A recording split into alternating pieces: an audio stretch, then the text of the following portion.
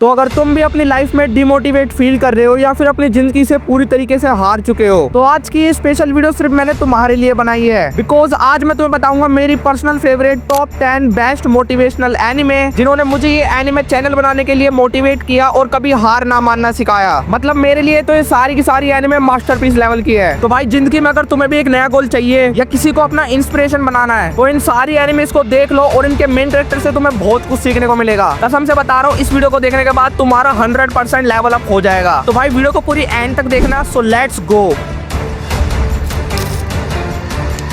तो अपनी first category है फिजिकल डेवलपमेंट, जिसके अंदर मैंने सिर्फ 2 एनिमे रखी है और इनको देखने के बाद मैं गारंटी देता हूँ कि तुम एक जिम लवर बनने वाले हो या फिर होम वर्कआउट करना शुरू कर दोगे। नंबर 1 बाकी हानमा। सो अगर तुम्हें एक्सट्रीम लेवल की मार्शल आर्ट, बॉडी का अल्टीमेट वर्जन और फादर और सन की राइवलरी कहीं देखनी है तो बाकी हानमा इज मस्ट वॉच एनिमे। ये स्टोरी है बाकी नाम के एक लड़के की जो दुनिया का सबसे स्ट्रॉन्गेस्ट फाइटर बनना चाहता है और अपने फादर यूजिरो हानमा को चैलेंज भी करता है। और भाई यूजिरो हानमा लिटरली एक मोस्टर है। देखो एनिमे सिर्फ एक फाइटिंग का कलेक्शन नहीं बल्कि एक साइकोलॉजिकल बैटल भी है, जहाँ अपना बाकी हमेशा पेन, अपनी वीकनेस और अपने फियर को एक्सेप्ट करके उसी को स्ट्रेंथ में बदलता है। और इस एनिमे ने मुझे पर्सनली ये सिखाया है कि चाहे तुम्हारे सामने दुनिया का सबसे बड़ा चैलेंज क्यों ना हो, पर अगर तुमने उसको एक बार फेस कर लिया तो भाई तुम्हारी एक्सट्रीम लेवल की ग्रोथ होने से कोई नहीं रोक सकता। और मैं एक एडवाइस भी दूंगा कि अगर तुमने अपनी मेंटल स्ट्रेंथ पे अच्छे से पकड़ बना लिया तो फिर तुम्हारी फिजिकल स्ट्रेंथ ऑटोमेटिक बढ़ने लगेगी। बस तुम्हारी विल पावर बहुत ज्यादा स्ट्रॉन्ग होनी चाहिए, फिर तुम इम्पॉसिबल चीज को भी पॉसिबल कर सकते हो।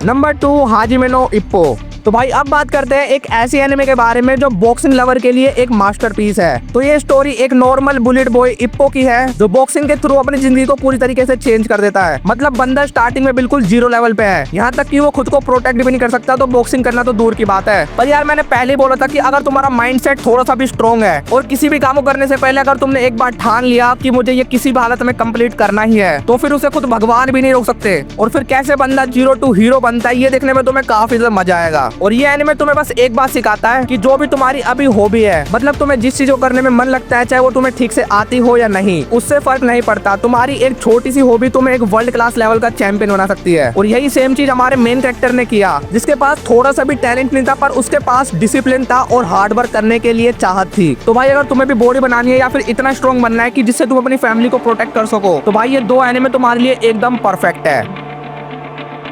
Number 2 science and knowledge. और इस कैटेगरी के अंदर मैंने सिर्फ 2 एनिमे रखी है और इनसे तुम्हें बहुत कुछ सीखने को मिलेगा। तो भाई अगर तुम स्कूल या कॉलेज में पढ़ते हो तो इन दोनों एनिमे को जरूर देखना। Number 3 doctor stone. तो इमेजिन करो कि एक दिन तुम सुबह उठते हो और पूरी दुनिया एक स्टोन में ट्रांसफॉर्म हो चुकी है, यहाँ तक कि ह्यूमंस, एनिमल्स सब कुछ पत्थर में बदल चुके हैं। पर 3-4 हजार साल बाद अपना मेन कैरेक्टर वापस जिंदा होता है। और सबसे इंटरेस्टिंग बात यह है कि वो बंदा एक जीनियस साइंटिस्ट है और फिर वो बंदा अपनी पूरी सिविलाइजेशन को दोबारा से बिल्ड करता है। तो ये एक यूनिक कॉन्सेप्ट पे बेस्ड एनिमे है जो तुम्हें देखने में काफी ज्यादा मजा आएगा और बहुत कुछ सीखने को भी मिलेगा। क्योंकि यहाँ पर एक टिपिकल फाइटिंग एमसी नहीं है बल्कि यहाँ है एक हीरो जिसका नाम है सेनकू इशिगामी, जो प्रूव करता है कि दिमाग और नॉलेज तलवार से ज्यादा पावरफुल होती है। मतलब डॉक्टर स्टोन एक survival plus science combo anime है जिसके अंदर हर एपिसोड के बाद तुम्हें लगता है कि वाओ ये भी साइंस से पॉसिबल है। और अपना सेनकू और उसकी पूरी टीम पूरी दुनिया को दोबारा से डेवलप करते हैं, यहाँ तक कि टूल्स, इलेक्ट्रिसिटी, मेडिसिन और कोल्ड ड्रिंक तक को भी दोबारा से बनाते हैं। और ये एनिमे हमें सिर्फ एक बात समझाता है कि चाहे सिचुएशन कितनी भी बुरी क्यों ना हो, अगर तुम्हारे पास नॉलेज है, डिटर्मिनेशन है तो तुम कुछ भी अचीव कर सकते हो। सो अगर तुम्हें एक अलग और रिफ्रेशिंग एनिमे देखना है जो तुम्हें एंटरटेनमेंट के साथ साथ मोटिवेट भी करे तो भाई doctor stone anime is must watch. ये एनिमे स्पेशली उनके लिए बनाया गया है जो साइंस और इनोवेशन को पसंद करते हैं। सो एक बार इस एनिमे को जरूर चेकआउट करना।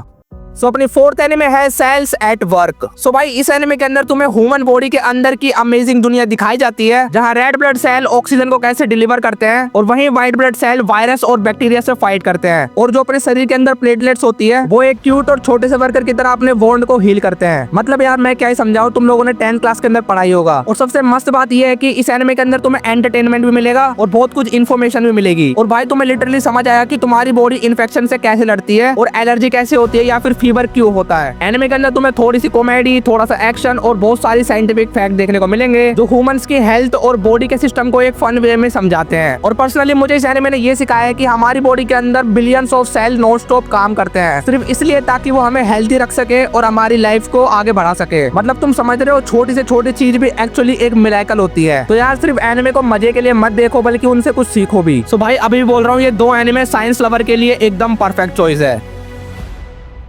तो अपनी थर्ड कैटेगरी है न्यू चांस या फिर न्यू लाइफ स्टार्टिंग, जिसमें से हमारी फिफ्थ एनिमे है ब्लू लॉक। देखो यार, अगर तुम स्पोर्ट्स के बारे में 1% भी नहीं जानते या फिर तुम्हें कुछ एकदम न्यू एक्सपीरियंस करना है तो भाई ये एनिमे तुम्हारे लिए एक टॉप लेवल की चॉइस होने वाली है, जिसमें हमारा मेन कैरेक्टर योइची इसागी अपने लाइफ का सबसे इम्पोर्टेंट मैच हार जाता है और वजह सिर्फ इतनी सी है कि उसने वो मैच एक टीम वर्क के साथ खेला था और बाद में उसने रिग्रेट भी किया, बट अब उसे एक नया चांस मिलता है या फिर कह लो उसे एक न्यू लाइफ मिलती है जिसमें वो अकेला आता है और चारों तरफ उसके टीम मेंबर्स भी है और वही लोग उसके अपोनेंट्स भी है और वही बंदा एक ईगोइस्ट बनता है। मानो जैसे अपने इसागी के अंदर एक न्यू मोस्टर का जन्म हो रहा हो और फिर एक से एक बैलेंस मूवमेंट हमें इस एनिमे के अंदर देखने को मिलते हैं। और भाई कसम से बता रहा हूँ, मुझे तो इस एनिमे को देखते वक्त लिटरली गूज़बम्प्स आ गए थे और ये एनिमे ने मुझे सिर्फ एक चीज के लिए मोटिवेट किया है, जो कि है तुम इस दुनिया में अकेले आए हो और अकेले ही जियोगे। इस लाइफ की जंग के अंदर तुम्हारा कोई भी साथ नहीं देगा, तुम्हें खुद को लेवल अप करना होगा और अपने ईगो को जगाना होगा। तो भाई मेरे लिए तो स्पोर्ट्स के अंदर ये एनिमे नंबर 1 है।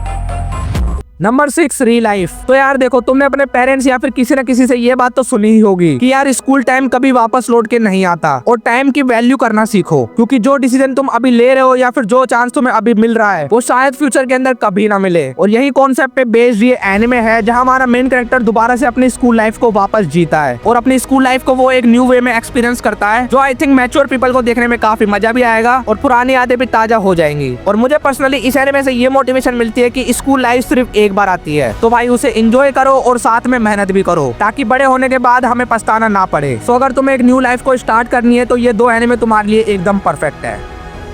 सो अपनी कैटेगरी नंबर 4 है अचीव योर ड्रीम्स, जिसमें मैंने सिर्फ 2 एनिमे रखी है और अभी तक मैंने जितनी भी एनिमे बताई है उनमें से सबसे ज्यादा मोटिवेशन मुझे इन 2 एनिमे से मिलती है।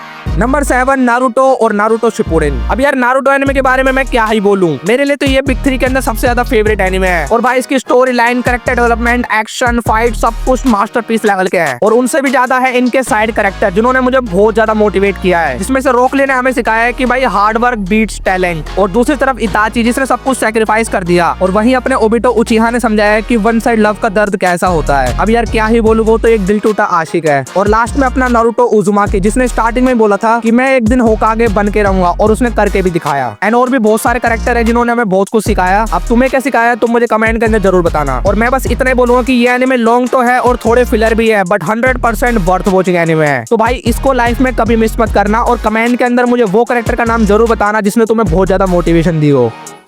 सो अपनी 8th एनिमे है ब्लैक क्लोवर। अब देखो यार, ये एनिमे अपनी पूरी एनिमे कम्युनिटी के अंदर सबसे ज्यादा अंडररेटेड है। मतलब कि ये न्यू जेन एनिमे तो है, बट जिस लेवल की इसकी स्टोरी लाइन है और एनिमेशन, फाइट सब कुछ मास्टरपीस लेवल के हैं। पर दिक्कत ये है कि ये बिग 3 जितनी पॉपुलर नहीं है और सब इसको नारुतो की कॉपी भी बोलते हैं। तो उन सबसे बस मैं इतना बोलूंगा कि लाइफ में एक बार इस एनिमे को जरूर देखना, तब जाके तुम्हें समझ आएगा कि भाई ये किस लेवल की मास्टरपीस है। और इसके अंदर अपने नारुतो जैसा मेन कैरेक्टर भी है जिसका नाम है आस्था, और वो एक विजार्ड किंग बनना चाहता है। बस प्रॉब्लम यही है कि वो पूरी दुनिया मैजिक से भरी पड़ी है और अपने आस्था के पास 0% मैजिकल एनर्जी है। तो यार अब बंदे के पास बस अपने गोल को अचीव करने के लिए 2 रास्ते हैं, जो है दिन भर हार्ड वर्क करना और डिसिप्लिन के साथ अपने ड्रीम को अचीव करना। और यही 2 चीज मैंने आस्था से सीखी है। और भाई पूरी की पूरी एनिमे मोटिवेशन का भंडार है। तो भाई अभी जाके नारुतो और ब्लैक क्लोवर को देखो, कसम से यार ये तुम्हें बहुत ज्यादा इंस्पायर करेगी। सो अपनी लास्ट कैटेगरी है sacrifice, freedom, peace, war, mature theme और लास्ट हिस्टोरिकल, जिसमें से नंबर 9th एनिमे है विनलैंड सागा। तो ये कहानी है अपने मेन कैरेक्टर थॉरफिन की, जो एक 9 साल का बच्चा है और इतनी छोटी सी एज में वो अपने पिता को खो देता है। मतलब यार तुम खुद सोचो, उसके ही सामने उसके पिता थोर्स को मार दिया गया। अब यार इस सिचुएशन में किसी की भी मेंटल हेल्थ बिगड़ सकती है, पर बंदे के दिमाग में सिर्फ एक चीज चल रही थी, जो था एक ब्रूटल रिवेंज। और बस शुरू से लेके एंड तक वो अपना सिर्फ रिवेंज लेता है। और जैसे जैसे एपिसोड आगे बढ़ते हैं वैसे वैसे अपने थॉरफिन का डेवलपमेंट भी होता है कि भाई कैसे वो एक बुरी सिचुएशन के अंदर अपने आप को डेवलप करता है। बस तुम्हें एक चीज पे फोकस करना है और वो पाने के लिए पूरी जान लगा देनी है। लेकिन यार इसका सीजन 2 बिल्कुल उल्टा है, जिसके अंदर तुम्हें समझ आएगा कि इंसान बदले के आग में बहुत ज्यादा बुरा बन जाता है और वो अपना आपा खो देता है और लाइफ जीना बिल्कुल भूल जाता है। और ये सब तुम्हें ये एनिमे सिखाएगा। और एनिमेशन की बात करें तो वो काफी अच्छे हैं और भाई स्टोरी भी तुम्हें बहुत ज्यादा मोटिवेट करेगी। बस थोड़ा पेशेंस रखना और साथ ही तुम्हें अपनी हिस्ट्री के बारे में पता चलेगा कि भाई वो कैसी थी पहले के टाइम पे। तो भाई अगर तुम्हें लाइफ में एक न्यू एक्सपीरियंस चाहिए तो इस एनिमे को जरूर देखना। सो अपनी 10th लास्ट एनिमे है अटैक ऑन टाइटन। अब यार इस दुनिया के अंदर ऐसा कोई बंदा नहीं होगा जिसने अटैक ऑन टाइटन का नाम नहीं सुना होगा, क्योंकि जो लोग हॉलीवुड बॉलीवुड वेब सीरीज देखते हैं उनको भी पता है कि भाई ये किस लेवल की बवाल सीरीज है। और मैं तो ये मानता हूँ कि अटैक ऑन टाइटन पूरी एनिमे कम्युनिटी का सबसे स्ट्रॉन्गेस्ट पिलर है। और भाई इस एनिमे को ग्लोबल इंपैक्ट अवार्ड भी मिल चुका है। तो भाई मुझे इसके बारे में ज्यादा कुछ बोलने की जरूरत नहीं है। अगर तुमने अभी तक इस एनिमे को नहीं देखा तो जाओ देखो इस मास्टरपीस को, वरना रियल स्टोरी लाइन क्या होती है ये तुम्हें कभी समझ नहीं आएगा। और इस एनिमे ने मुझे पर्सनली ये सिखाया है कि कुछ पाने के लिए तुम्हें कुछ खोना भी पड़ता है। जैसे एरिन ने फ्रीडम को पाने के लिए सब कुछ सेक्रीफाइस कर दिया, वैसे तुम्हें भी अपनी जिंदगी में कुछ हासिल करने के लिए अपनी बुराइयों को खत्म करना पड़ेगा और अपने कंफर्ट जोन से बाहर निकलकर पूरी जी जान लगा के मेहनत करनी पड़ेगी। बिकॉज ये टाइम लाइफ में दोबारा कभी नहीं आएगा, इसलिए जो करना है अभी से करो, कोई भी परफेक्ट टाइम का वेट मत करो। और हाँ, तुम्हें AOT से क्या सीखने को मिलता है ये तुम मेरे कमेंट के अंदर जरूर बताना, जिससे मुझे भी ये पता चलेगा कि भाई तुम मेरी वीडियोस को एंड तक देखते हो या नहीं। बाकी attack on Titan anime Hindi dub के अंदर भी अवेलेबल है, जो तुम्हें क्रंचीरोल, नेटफ्लिक्स और भाई यूट्यूब पर भी फ्री में अवेलेबल मिल जाएगी। तो भाई यूट्यूब पे सर्च करो एनिमे टाइम्स और एंजॉय करो इस मास्टरपीस को। सो गाइस, कैसी लगी मेरी top 10 best motivational anime list? और भाई कमेंट में ये मत बोलना कि भाई इस एनिमे को क्यों नहीं रखा, उस एनिमे को क्यों नहीं रखा, क्योंकि ये मेरी पर्सनल लिस्ट है। तुम्हारा कौन सा फेवरेट एनिमे है जिसने तुम्हें मोटिवेट करा है वो तुम मुझे कमेंट करना जरूर बता देना। बाकी अगर तुम्हें इसका पार्ट 2 चाहिए तो वीडियो को एक लाइक एंड चैनल को सब्सक्राइब याद से कर देना। और नेक्स्ट वीडियो किस टॉपिक पे चाहिए वो तुम मुझे कमेंट के अंदर जरूर बता देना। सो मिलते हैं किसी और दिन किसी और वीडियो में, तब तक के लिए keep watching anime and sayonara.